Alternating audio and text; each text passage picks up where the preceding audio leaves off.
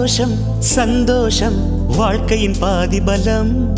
சந்தோஷம் இல்லை என்றால் மனிதர்க்கு ஏது பலம்? புயல் மையம் கொண்டால் மழை மண்ணில் உண்டு. எந்த தீமைக்குள்ளும் சிறு நன்மை உண்டு. ஓ